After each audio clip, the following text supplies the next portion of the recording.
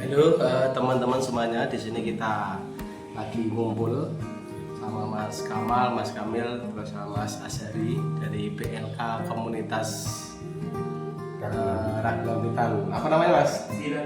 Zilaul Quran. Nah, ini kita lagi bincang-bincang ini. Kira-kira BLK yang diberikan sama pemerintah itu mau dibawa kemana gitu?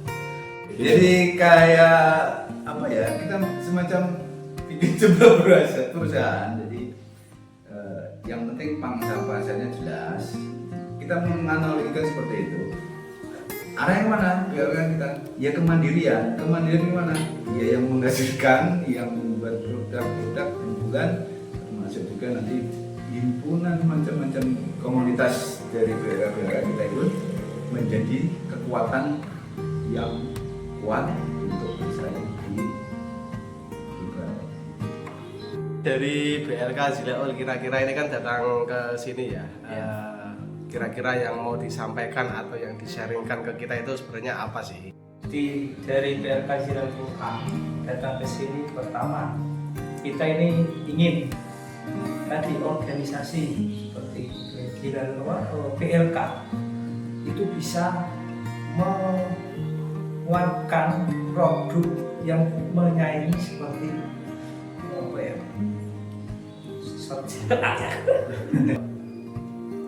Jadi bisa berlaku di pasar modern saat ini, bisa bersaing, tidak harus dari luar tapi bangsa lokal, SDM dari BLK itu bisa bersaing, harapannya seperti itu. SDM yang bagus, terus untuk bisa ketika sudah lulusan dari BLK atau pesantren atau sekolah itu benar-benar siap kerja. Ini merupakan sebuah wadah digital yang nantinya ini sebenarnya menjadi sebuah jejaring yang bisa menguatkan satu sisi di lembaga-lembaga yang sudah memiliki BLKK. Nah, jika jejaring ini saling berkomunikasi untuk saling menguatkan, diantaranya salah satunya nanti membuat sebuah komunitas keluaran didikan BLK itu menjadi satu output ataupun outcome bagi lembaga-lembaga yang membutuhkan kemampuan digital. Ini akan menjadi sebuah kekuatan yang masif. Beberapa komputer, terus ada fasilitas mungkin, atau jadi YouTuber, konten kreator, atau di bidang advertising atau apa? Yang menarik itu bagi saya nanti BLK ini bisa mengajarkan anak didiknya itu kemampuan yang dibutuhkan di dunia pekerjaan, di dunia kerja. Karena memang tujuannya seperti disampaikan Mas Kamal itu untuk kemandirian ini. Nah, ketika kemampuan basic kerja ini sudah didapat, itu akan menjadi sebuah kekuatan komersil. Di antaranya salah satunya jika lulusan BLK, taruhlah satu BLK ini memiliki alumni 100 orang, ini menjadi sebuah kekuatan yang masif jika nanti diarahkan untuk bisnis online. Salah satunya menjadi bisnis pendapatan dari jalur YouTuber atau konten kreatif. Itu yang menarik. Terus dari Mas Kamal, dari sisi pengusaha, kira-kira ini jenengan kan sebagai pengusaha ya, pernah di mebel dan lain sebagainya. Kira-kira dengan adanya BLK, dengan pelatihan yang diadakan BLK, kira-kira prospek nggak sih? luar biasa, harusnya menjadi sesuatu yang luar biasa. Karena apa? Kayak perusahaan-perusahaan di Jepara itu masih membutuhkan banyak tenaga untuk pemasaran. Dan pemasaran hari ini tidak lain adalah pakai online, pakai IT dan sebagainya. Dan di BLK karena punya kelengkapan fasilitas komputer dan lain sebagainya, termasuk juga fasilitas instruktur kepelatihan yang memadai, saya kok optimis sekali bahwa bisa menunjang kebutuhan perusahaan-perusahaan dalam segi pemasaran. Saya pikir itu.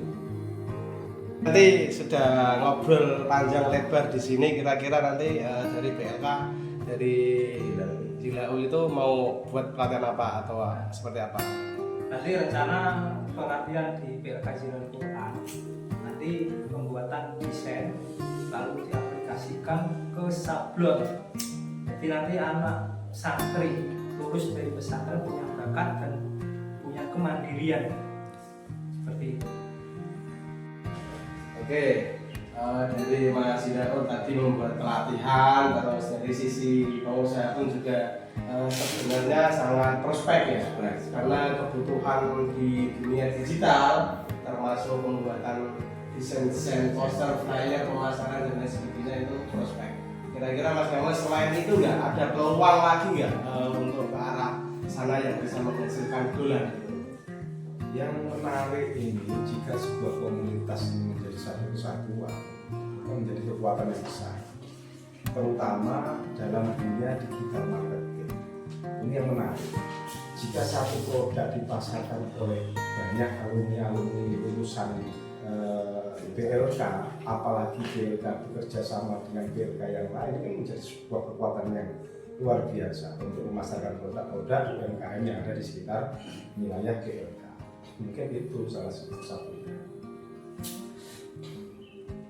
Oke, jadi teman-teman di BLK di luar sana, kalau pengen sharing-sharing dengan kita juga ada forum komunikasi antar teman-teman lintas, baik lintas pengusaha, terus lintas pejabat di lingkungan dinas-dinas kita juga ada. Nanti kita hadirkan ya Mas ya. Dari segi birokrasi, perizinan misalnya masalah ya, mana sebenarnya itu apakah sesulit yang kita bayangkan atau bisa jalan-jalan yang lintas gitu cepat gitu, bisa enggak kan gitu ya. Problem-problem pendirian PLK kan kayak gitu ya, untuk izin dan sebagainya itu sebenarnya rumit apa sebenarnya sederhana sih kan gitu, termasuk ongkosnya, biayanya. Kita kalau misalnya ke program PLK, akhirnya kan punya sisi juga untuk tidak terlalu banyak dana yang dikeluarkan untuk pembuatan uji dan sebagainya. Intinya kan untuk kemandirian BLK kan harus produktif ya. Harus produktif. Gimana Mas Kamil? Ya, menarik karena harusnya BLK itu overboard, orang jebok. Jadi ketika sudah dikasih bantuan, malah itu kan saya tidak sesuai dengan apa yang menjadi visi pemerintah meningkatkan kemandirian teman-teman yang ada di lingkungan komunitas BLK.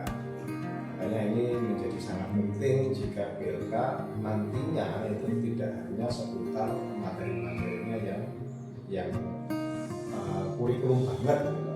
Harusnya di luar kurikulum berdasarkan kebutuhan pasar, itu yang penting sebenarnya. Iya, kalau itu saya sepakat Mas. Karena bagaimanapun juga ini tentunya ini kan kalau setiap tahun itu kan kelulusan MA, SMK dan lain sebagainya itu kan di kabupaten sendiri itu mungkin ribuan. Nah, mereka pun juga butuh bekal untuk ini ya lebih bekal bersaing di dunia pekerjaan. Artinya apa? Kompetensi itu juga harus ditingkatkan melalui BLK itu sendiri. Gimana pendapatnya Mas Ilham? Sama. Yang menarik di dunia kerja apa sih yang tidak membutuhkan teknologi? Ya, betul. Semua yang menarik di situ. Peluang ketika kita bicara peluang BLK, bahwa semua pekerjaan itu pasti membutuhkan teknologi. Nah, ketika teknologi digunakan, maka tidak akan keluar dari informatika atau pelajaran-pelajaran digital. Nah, ini yang menjadi satu ranah yang luas, tidak terbatas, apalagi era sekarang sudah zero berapa ini kita tidak tahu, karena semakin kita tidak 50 berapa ya.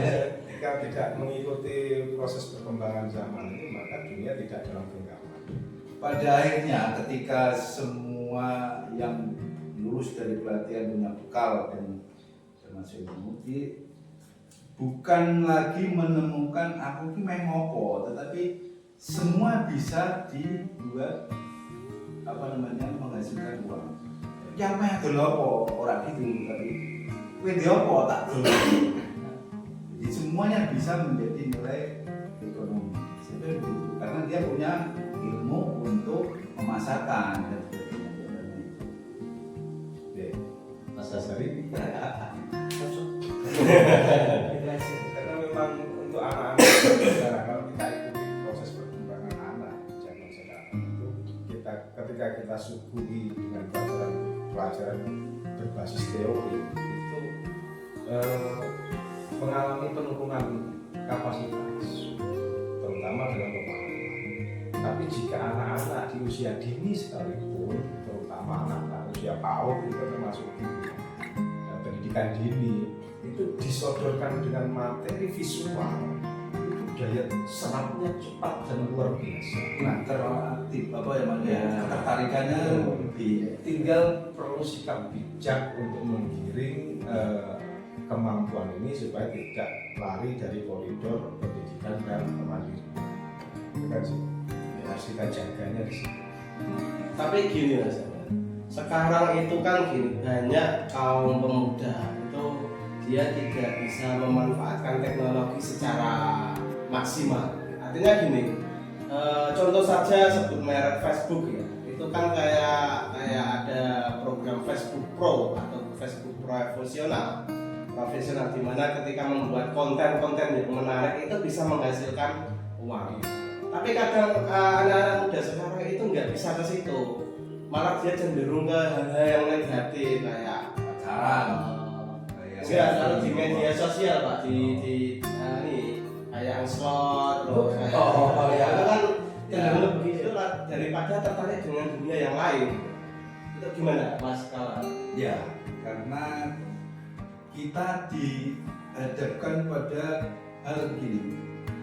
Kesiapan individu itu tidak ada, termasuk kesiapan orang tua, sekolah untuk membuat semacam benteng bahwa benteng apa ini mengarahkan bahwa Facebook itu sebenarnya manfaatnya itu lebih besar daripada menurutnya. Artinya dari sisi bisnis, dari sisi sosial yang lain dibanding hal-hal kayak yang Anda sebutkan tadi. Karena dia tidak ada apa ya, pengawasannya itu kan hanya sing pentingnya itu kayak contoh misalnya gini, anak itu ngomong anak itu sing penting anteng piye dicekeli HP telereng Facebook sing dulu ya santuke. Nah itu loh semacam itu kan itu rata seperti itu. Sing penting anakku tenang, orang ribut, orang geger lah. Hal-hal kayak gitu sebenarnya kan harus juga ada koridor-koridor membatasi terus ngarahno dan sebagainya.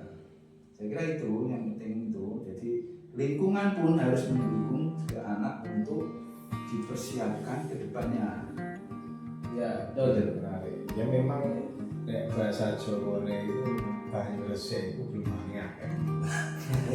Itu salah satu pemaknaannya bahwa satu hal yang mungkin dianggap banyak orang negatif itu sebenarnya ada peluang baiknya ya, selama bahasa bijaksana dalam penerapannya ini yang seperti yang saya Mas Kamal tadi perlu dikawal bahwa pendidikan ini tidak tanggung jawabnya instruktur, guru, kiai, tapi semua berperan untuk mengawal Sama keluarga malah pendidikan dasar itu memang penting. Tapi yang menarik itu nantinya ketika yang membuat anak-anak didik kita itu memiliki rasa penasaran itu karena memang sudah dihadapkan dengan larangan-larangan, tidak disampaikan positifnya, artinya nilai pengenalan ke knowledge-nya bahwa ini ono sisi manfaatnya di samping ada sisi negatifnya. Nah, ketika proses kita menawarkan itu, nantinya anak-anak itu pasti akan rasa ingin tahunya sangat tinggi. Peran keluarga ini mendampingi ke online ini, maka pasti akan menimbulkan jejak perilaku yang kurang pas. Nah ini salah satu indikator yang bisa dilihat para guru, para kiai, para instruktur, para orang tua. Sehingga sebelum terlanjur itu bisa diantisipasi. Gimana Mas? Dari sisi Oke, sip. Sip. Berarti kan artinya pendidikan zaman dulu sama sekarang itu kan beda ya. Kalau dulu itu kan di rumah itu malah disuruh pergi main keluar ya. Kalau ini malah disuruh untuk dalam rumah antang gitu. caranya anteng dibagani karo HP. Tapi orang terkontrol. Meniku. Ya contoh hal yang sepele juga, misalkan ketika ada salah satu anak-anak yang misalkan perilakunya kurang baik, orang tua mengatakan, kok tak pondoknya loh. Nah seolah-olah ini kan image ini menakutkan. Padahal pondok itu kan sesuatu yang baik untuk membangun moral. Tapi ketika orang tua salah dalam penyampaian, tidak bijak dalam penyampaian, maka daya tangkap anak pun akan berbeda. Pondok Wah itu dulu ya. penjara tau. Pondoknya gue nanti kapok ya. Seperti ini kan yang diedukasi itu tidak hanya anaknya. Berarti orang tua, guru juga perlu edukasi ya. Belajar kan tidak ada masa ringan lagi. Ya ini peran banyak pihak. Nah, kalau di GLK sendiri paling tidak kapasitas kita ini dari instruktur, santri atau anak didik ini kita kawal sesuai dengan koridor kemampuan yang kita mampu untuk mengelola. Ya artinya di kita ya di BLK secara bisa dikatakan siap ya menjadi Iya. jam untuk ribuan itu sudah ada semuanya bersertifikat kan kurang apa lagi mumpuni ya. Apalagi nanti kan ketika namanya BLK komunitas ini kan bahwa salah satu BLK kita Zilal ini juga BLK komunitas pesantren. Isinya pesantren semua. Jadi satu sisi koridor keagamaan moral sudah ada edukasi. Nah, satu sisi yang pemerintah harapkan dari BLK ini diletakkan di pondok pesantren tidak hanya punya kemampuan moralitas saja, tapi kemandirian untuk bersaing di dunia luar, skill juga tercover. Ini yang mudah-mudahan menjadi jawaban untuk dunia akhirat ya. Dunia katut. Ya Bapak Ibu semuanya yang punya anak-anak yang sudah mondok atau sekolah tidak salah memberikan bekal tambahan lewat BLK sebagai modal nanti kalau misalnya mau kuliah atau dilakukan langsung ke dunia kerja. Itu. Iya Mas. Siap. Oke, siap. Ya, kita sambung lagi ya di next minggu depan lagi karena banyak pembicaraan, banyak sharing-sharing sama ini Mas Kamil, Mas Kamal, Mas Hilal, Mas Azhari ini punya banyak ilmu nanti kita gali minggu depan.